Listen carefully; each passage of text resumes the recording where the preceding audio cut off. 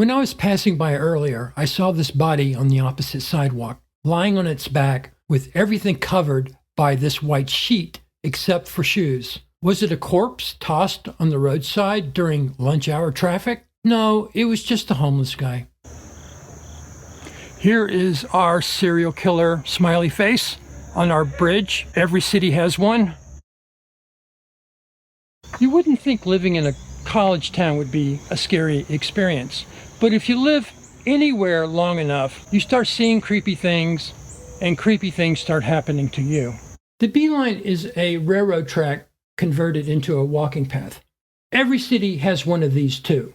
I entered where the path begins north on Adams Street.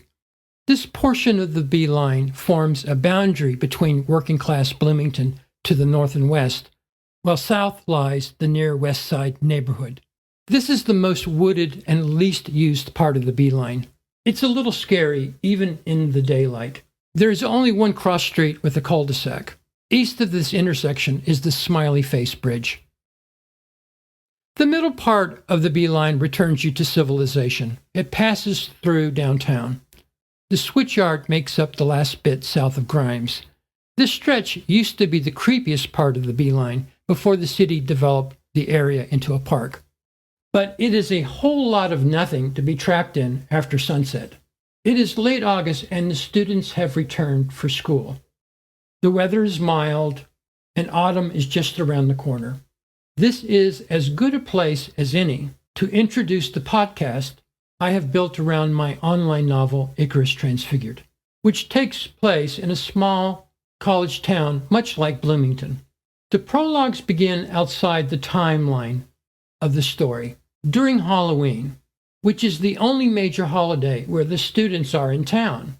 A small college town is a safe space for people with autism, as well as for the homeless who want to live outdoors in a low-crime environment. Autistics and the homeless are natural outsiders, and both view Halloween and homecoming weekend somewhat indifferently. My fictional town is called Stone's Throw, and it is an ideal location to set an undefined cataclysmic event, where our outsiders, like Old Testament prophets, are the only ones who know what's up. If only people would listen to them. But again, it's Halloween and homecoming weekend, so who's going to notice an apocalypse? The oppressive atmosphere of the first two prologues may be described as cosmic horror, but as the second prologue draws to a close, it echoes the body horror that lurks behind the childhood innocence of the final prologue. How will our protagonist reconcile his boyhood crush with the snares of female anatomy? This boogie woman is hiding somewhere ahead along a path much like this one. Cosmic horror and body horror are, in my view, just other names for autism. When I started my novel in 2003, I was yet to be diagnosed with Asperger's. That happened in 2007, which was also the year I published my novel online through my website.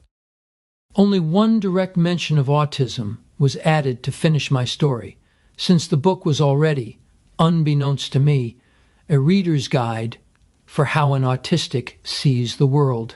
And yet there's another way to think about these themes in Icarus Transfigured, which will only become clear in Chapter 2.